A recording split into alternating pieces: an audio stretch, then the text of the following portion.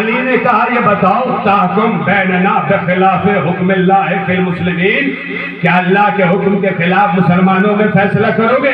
کا کیا مطلب؟ کہیں ملکیت میں تو فاطمہ کی تھا، دعویٰ تو نے کیا ہے تو گواہ تو لا۔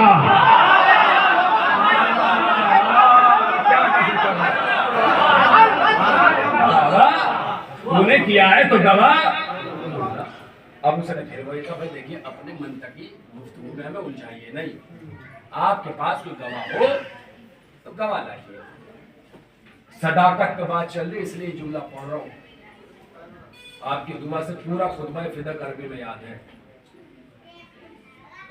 بھائی جملہ سن لیجیے گا، صداقت شہزادی پر یاد رہے گا۔ اب شہزادی نے گواہ پیش کیے، شہزادی نے کہا بھائی میرے شوہر علی گواہ، میرے بیٹے حسن حسین گواہ، نبی کی کنیز ام ایمن گواہ، اور اسما کی جناب جعفر کی زوجیت میں جو رہ چکی ہے جناب اسما بنت امیس یہ گواہ۔ تھوڑی دیر انہوں نے سوچنے کہ صداقت بی بی صدیقہ کبھی گواہیاں رد کی جاتی ہیں، اس لیے کہ علی شوہر ہیں، حسنین بیٹے ہیں، ام ایمن کنیز ہیں، ظاہر سی بات ہے آپ کے حق میں گواہی دیں گی، شوہر آپ کے حق میں گواہی دے گا، بیٹے آپ کے حق میں بولیں گے، اور اسما بنت امیس کیونکہ ہمیشہ سے آپ کے گھر آمد و رفت رہی ہے، آپ سے بڑی وصیت ہے، یہ بھی آپ کے حق میں گواہی دیں گی، تو لہٰذا آپ کی گواہیاں رد کی جاتی ہیں۔ بس یہاں تک یہ ہو گیا واقعہ۔ اب علی کا وار سن لیجئے کہ علی نے وار کیا، آپ چاہے جیسے سن لیجئے۔ پہلے پہلا نکاس چلے بھی قافلہ اٹھائیں۔ اب ہر آدمی کا اپنا لہجہ ہوتا ہے، مگر آپ ایک بات یاد رکھیے گا، الفاظ اور واقعے کو سمجھنے کے لیے ماحول کی نزاکت کو سمجھنا بہت ضروری ہے۔ قبلہ بیٹھے ہیں، قرآن کی تفسیر بھی بعد میں ہوتی ہے، سب سے پہلے اس کے شان نزول پہ بات کی جاتی ہے کہ ماحول کیا ہے، جس جگہ اتری ہے، کیوں اتری ہے، کب اتری ہے، سیاق کیا ہے، سماع۔ مثلا الفاظ وہی ہوتے ہیں، لہجہ بدلتا ہے تو الفاظ کے معنی بدل جاتے ہیں۔ مثال کے طور پہ آپ کسی سے خوشی میں ملے تو آپ نے دور سے کہا ارے میرا بھائی اور لگا کے گلے لگ گیا، لیکن کسی کے یہاں موت میں ملے تو آپ نے بڑے نحیف سے انداز میں کہا رہے میرا بھائی۔ تو الفاظ وہی ہے، لہجہ بدلا، معنی بدل گیا۔ اب ماحول آپ اپنے انداز میں سوچیں گے تو دربار کا ماحول کیا ہوگا۔ میں تو اپنے لہجے میں ڈھال کر سنا رہا ہوں کیونکہ میں اس ماحول کو اپنی نظر سے دیکھ سکتا ہوں۔ علی نے کہا چلے بی بی، قافلہ اٹھا۔ اب علی نے ہار کہا سنو، تم نے فاطمہ کو جھٹلایا ہے، جس کے لیے نبی کی حدیث ہے فاطمہ تو بضعۃ منی۔ علی کے جملے ہیں میرے نہیں، کہ فاطمہ میرا جز ہے۔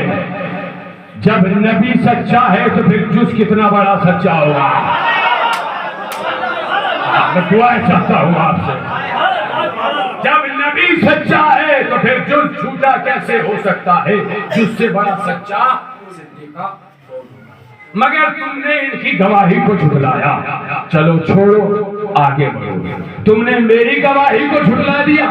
میرے لیے نبی نے کہا ہے یا علی انتا منی بمنزلت ہارون من موسیٰ، اے علی تجھے مجھ سے وہی منزلت ہے جو ہارون کو موسیٰ سے تھی۔ جب موسیٰ کا ہارون جھوٹا نہیں ہو سکتا تو محمد کا علی کیسے جھوٹا ہو سکتا؟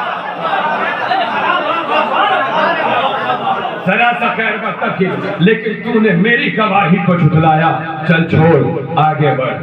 تو نے ام ایمن کی گواہی کو جھٹلایا، جن کو نبی نے دعائے خیر دی ہے، جسے نبی خیر کی دعا دیتے اور کنیزی میں آ جائے اس سے بڑی سچی کون ہوگی؟ تو نے ان کی گواہی کو جھٹلایا، چل چھوڑ آگے بڑھ۔ تو نے اسما بنت امیس کی گواہی کو جھٹلایا، جسے نبی نے، جس کے بچوں کو نبی نے جنت کی بشارت اور دعا دی ہے، جسے نبی دعا دیتے اس سے بڑا سچا کون ہوگا؟ تو نے ان کی گواہی کو جھٹلایا۔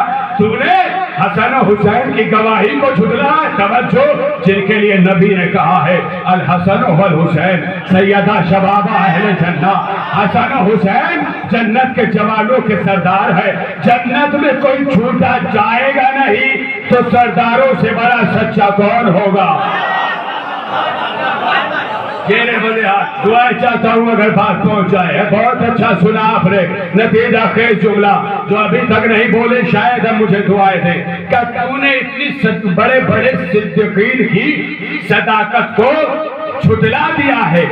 اب جب تو نے اتنے بڑے بڑے سچوں کی صداقت کو چھٹلا دیا ہے تو میرا کچھ کہنے کو اب دل نہیں ہے, بس تم پہ یہ پڑھنے کو دل کر رہا ہے انا للہ و انا الیہ راجعون.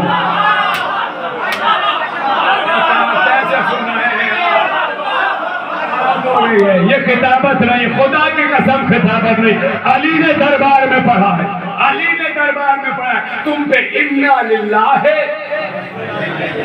شعر بندے ادب نے ہم عمروں کے لیے وضاحت اور گفتگو رک جائے گی. انا للہ و انا الیہ راجعون. آپ کے یہاں کوئی بیٹا ہوا, بچہ ہوا, آپ نے کہا قبلہ چلیے, اولاد اللہ نے دی ہے. میں گیا, میں نے گود میں بچے کو لیا, پیشانی پہ ہاتھ پھیرتے وقت پھیرتے کہا انا للہ. آپ نے گود سے بچہ چھینا. مجلس تو صحیح پڑھتا ہے, شعور ذرا سا بھی نہیں ہے. چاہیے رضا حیدر صاحب اپنی اولاد پہ پڑھیے گا. آپ نے کہا قبلہ باپ بیمار ہے, ذرا دعا کیجیے. میں سرہانے آیا, میں نے سر پہ ہاتھ رکھا, میں نے کہا انا للہ و انا الیہ راجعون. بیٹے نے یہاں سے پکڑ کے پیچھے کھینچا, اپنے باپ پہ پڑھیے. میرے باپ کو جو مارنے پہ تلے ہیں, پورے مجمع کی توجہ. آپ نے کہا قبلہ گھر میں ایک پروگرام ہے, رشتہ ہوا ہے. اب پہنچے, قبلہ ان سے ملیے, ہمارے داماد ہیں. میں نے ہاتھ ملاتے وقت کہا انا للہ, اپنی جگہ رہے تو افسوس ہوگا, و انا الیہ راجعون. آپ نے کہا بے شعور ہے آپ, بے عقل ہیں آپ, نہ آپ کو امامے کی کوئی قدر ہوگی, نہ لبادے کی, نہ اس کو کچھ نہیں. 1 منٹ میں ساری عزت خاک میں ملا دیں گے. مولوی ہوگا اپنے گھر کا, شعور نہیں ہے. میرے داماد پہ انا للہ پڑھ رہا ہے. جائیے اپنے رشتہ داروں پہ پڑھیے, اپنے اقربا پہ پڑھیے, اپنی اولاد پہ پڑھیے. لیکن آپ نے مجھے خبر غم سنائی, کہا مولانا فلاں صاحب کا انتقال ہو گیا, باپ کا انتقال ہو گیا, بیٹے کا بیٹا مر گیا. میں نے کہا انا للہ و انا الیہ راجعون. شیر بندے ہاتھ. اب آپ میں سے کسی نے نہیں کہا یہ بے عقل ہے, یہ بے شعور ہے, یہ عقل بے عقل ہے. کیوں؟ کہ اس لیے کہ سب جانتے ہیں جب کوئی مر جائے تو یہ آیت پڑھی جاتی ہے, جب کوئی مر جائے تو یہ آیت پڑھی جاتی ہے, جب یہ کوئی مر جائے تو یہ آیت پڑھی جاتی ہے. ارے علی نے تخت پہ بیٹھنے والوں پر یہ آیت پڑھ کے بتا دیا تم سب کے تم مر گئے ہو.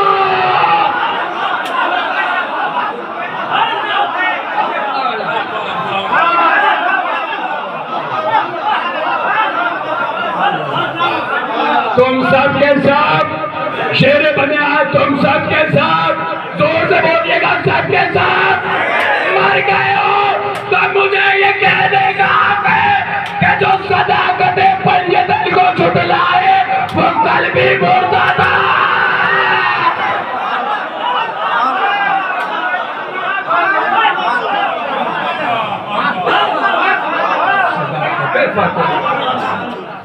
جو صداقت علی کو, جو صداقت